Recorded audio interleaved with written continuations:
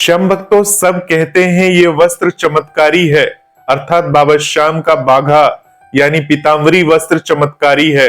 फिर भी चमत्कार नहीं होता इस वस्त्र से। सब कहते हैं ये वस्त्र चमत्कारी है, पर मेरे जीवन में तो कोई चमत्कार हुआ ही नहीं इस वस्त्र से। श्याम भक्तों, ये सवाल मन में आते ही भक्ति क्यों डगमगा जाती है, आज इस वीडियो के माध्यम से संपूर्ण जानकारी देने वाले हैं। आप सभी श्याम भक्तों को जय श्री श्याम। श्याम भक्तों, कैसे हैं आप सभी? उम्मीद करते हैं अच्छे ही होंगे। श्याम भक्तों, बहुत से लोग ये बात जोर से नहीं कहते, लेकिन मन ही मन जरूर सोचते हैं। जब कोई भक्त कहता है कि उसके पास वर्षों से बाबा श्याम का पवित्र वस्त्र रखा है, उसने पूरे सम्मान और श्रद्धा से उसे संभाल कर रखा है, फिर भी जीवन में ना कोई बड़ा बदलाव आया, ना कोई चमत्कार हुआ, तो श्याम भक्तों, ये शिकायत नहीं बल्कि एक ईमानदार प्रश्न है।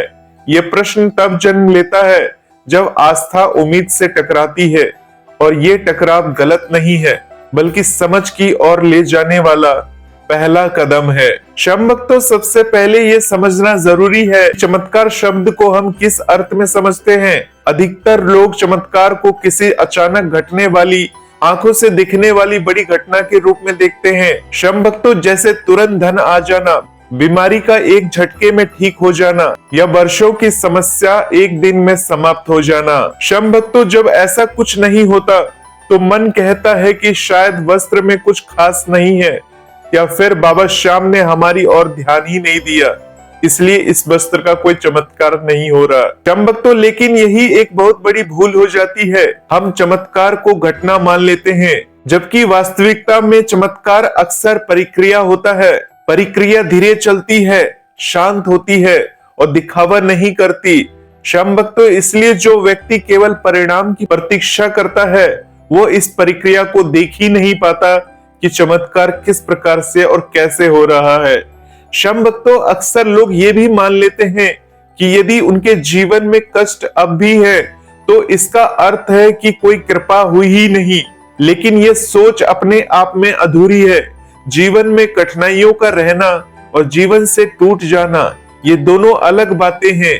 बहुत से लोगों के जीवन में परिस्थितियां वही रहती हैं, लेकिन उन्हें सहने की शक्ति बढ़ जाती है। यही वो बदलाव है जिसे लोग पहचान नहीं पाते और कहते रहते हैं कि कोई चमत्कार नहीं होता। एक और महत्वपूर्ण बात यह है कि कई लोग वस्त्र को अपने जीवन में सक्रिय रूप से शामिल ही नहीं करते। वे उसे सुरक्षित रख देते हैं, सम्मान देते हैं, लेकिन मन से उससे जुड़ते नहीं हैं। ये वस्त्र उनके लिए केवल एक पवित्र वस्तु बनकर रह जाती है। वे उस वस्त्र के साथ भावनात्मक संबंध नहीं बना पाते। जब तक कोई चीज हमारे भाव जगत में प्रवेश नहीं करती, तब तक उसका प्रभाव केवल प्रतीकात्मक ही रह जाता है। श्याम भक्तों, कुछ लोग ये भी स्वीकार नहीं करते हैं कि भीतर कहीं ना कहीं वे उस वस्त्र से लेन देन की भावना जोड़ लेते हैं। मन के किसी कोने में ये अपेक्षा रहती है कि मैंने ये वस्त्र रखा है, अब कुछ तो होना ही चाहिए। श्याम भक्तों, ये अपेक्षा जितनी तीव्र होती जाती है, उतना ही मन असंतुलित होने लगता है, और असंतुलित मन परिवर्तन को देखने की क्षमता खो देता है। श्याम भक्तों, ये भी देखा गया है कि कई लोग अपने जीवन में जो सकारात्मक बदलाव आते हैं, उन्हें अपनी मेहनत, समय या संयोग का परिणाम मान लेते हैं। लेकिन श्याम भक्तों, जो नकारात्मक घटनाएं होती हैं, उन्हें तुरंत ये सोचकर जोर देते हैं कि अगर वस्त्र चमत्कारी होता तो ऐसा नहीं होता। श्याम भक्तों, ये चयनात्मक दृष्टि मन को हमेशा शिकायत की स्थिति में बनाए रखती है और वस्त्र के प्रति हमेशा नकारात्मक भाव रखती है। श्याम भक्तों, कुछ लोग तो ये भी भूल जाते हैं कि हर व्यक्ति का जीवन, उसका समय और उसकी यात्रा अलग होती है। जो परिवर्तन किसी के जीवन में 6 महीने में दिखा, वही परिवर्तन किसी और के जीवन में 6 वर्ष भी ले सकता है। इसका अर्थ ये नहीं है कि बाबा श्याम ने किसी के साथ भेदभाव किया है, बल्कि इसका अर्थ ये है कि हर व्यक्ति के भीतर की तैयारी अलग स्तर पर होती है। श्याम भक्तों, एक और गहरी बात ये है कि कभी कभी बाबा श्याम किसी भक्त के जीवन में बदलाव लाने से पहले उसकी सोच को पूरी तरह से तोड़ते हैं। ऐसा इसलिए नहीं कि वे कष्ट देना चाहते हैं, बल्कि इसलिए कि पुरानी सोच में नया जीवन समा नहीं पाता। इस दौर में भक्त को लगता है कि कुछ भी अच्छा नहीं हो रहा, जबकि वास्तव में यह एक आंतरिक पूर्ण निर्माण की अवस्था होती है। शम भक्तों, कई लोग ये भी मान लेते हैं कि चमत्कार का अर्थ है समस्याओं का समाप्त हो जाना, जबकि कई बार चमत्कार ये होता है कि समस्या रहती है लेकिन उससे डर समाप्त हो जाता है और डर के समाप्त होते ही व्यक्ति अपने जीवन को फिर से नियंत्रित करना शुरू कर देता है। शम भक्तों, ये नियंत्रण बाहर से नहीं दिखता, इसलिए इसे चमत्कार नहीं माना जाता। शम भक्तों, ये भी समझना जरूरी है कि बाबा श्याम का ये वस्त्र किसी व्यक्ति के जीवन को दूसरों जैसा बनाने नहीं आया है। इसका उद्देश्य जीवन को अर्थपूर्ण बनाना है। अगर किसी के जीवन में धन नहीं आया लेकिन वो निराशा से बाहर निकल आया, तो क्या ये छोटा बदलाव है? यदि कोई बीमारी पूरी तरह से ठीक नहीं हुई लेकिन व्यक्ति ने उसे स्वीकार कर जीवन को फिर से जीना सीख लिया, तो क्या ये चमत्कार नहीं है? शम भक्तों, अक्सर लोग ये तुलना भी करने लगते हैं कि फल्ला के साथ तो बड़ा चमत्कार हो गया, मेरे साथ क्यों नहीं? ये तुलना सबसे ज्यादा नुकसान पहुंचाती है, क्योंकि शम भक्तों, हर किसी की लड़ाई अलग है, हर किसी का बोझा अलग है। किसी के लिए एक छोटी राहत भी बहुत बड़ी कृपा होती है और किसी के लिए बड़ी राहत भी छोटी लगने लगती है। कुछ लोग तो ये भी मान लेते हैं कि चमत्कार का ना होना उनका दोष या पाप का परिणाम है। ये सोच उन्हें और भीतर से तोड़ देती है, जबकि सच्चाई तो ये है कि बाबा श्याम की भक्ति दंड देने के लिए नहीं है, साथ देने के लिए है। यदि जीवन में अभी बदलाव नहीं दिख रहा है तो इसका अर्थ ये नहीं है कि बाबा दूर हैं। कई बार वे सबसे ज्यादा पास होते हैं लेकिन मौन रहते हैं, चुपचाप रहते हैं, जो हमें ये समझ नहीं आता। शम भक्तों, ये भी देखा गया है कि कुछ लोग वस्त्र को लेकर ये मान लेते हैं कि अब उन्हें स्वयं कुछ करने की आवश्यकता नहीं, जबकि अपेक्षित परिणाम नहीं आते तो वे निराश हो जाते हैं। लेकिन भक्ति का अर्थ कभी भी निष्क्रियता नहीं रहा।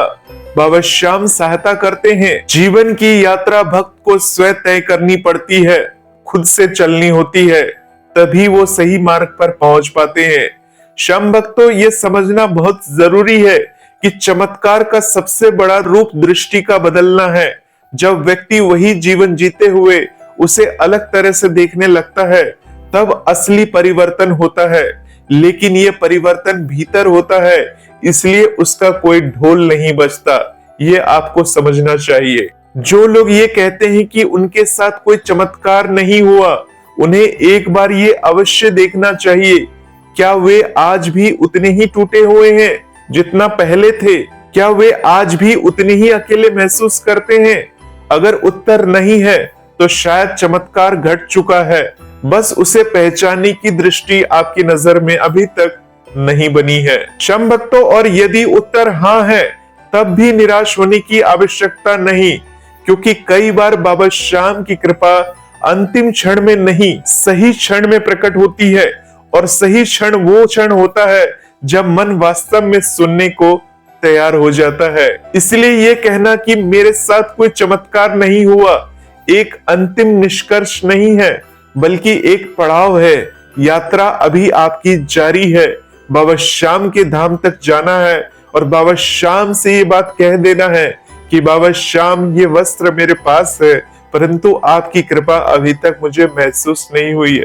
धीरे धीरे श्याम भक्तों, आप देखेंगे कि बाबा किस प्रकार से आपको उस वस्त्र के जरिए, यानी जो बाबा श्याम का पीला वस्त्र, चमत्कारी वस्त्र आपको मिला है, उसके चमत्कार को आप धीरे धीरे करके अनुभव करने लग जाते हैं। तो श्याम भक्तों, बाबा श्याम का बाघा मिलने के बाद आपको चमत्कार किस प्रकार से अनुभव करना चाहिए, इस वीडियो के माध्यम से संपूर्ण जानकारी आपको मिल चुकी है। अब आप समझ चुके हैं कि जब आपके पास बाबा श्याम का बाघा आ जाता है तो चमत्कार किस प्रकार से घटित होती है आपके जीवन में, जो कि आपको समझ में नहीं आती, और बाद में धीरे धीरे कोई अगर समझाता है तब आप धीरे धीरे उस बात को समझते हुए चले जाते हैं।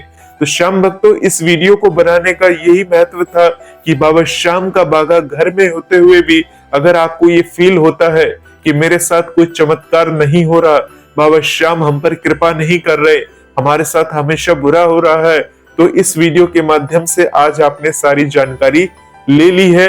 और होपफुली आगे आप ये नहीं सोचेंगे कि बाबा श्याम आपके साथ चमत्कार नहीं कर रहे हैं। श्याम भक्तों, भजन मंत्र शक्ति चैनल पर इसी प्रकार की वीडियोस आती रहती है।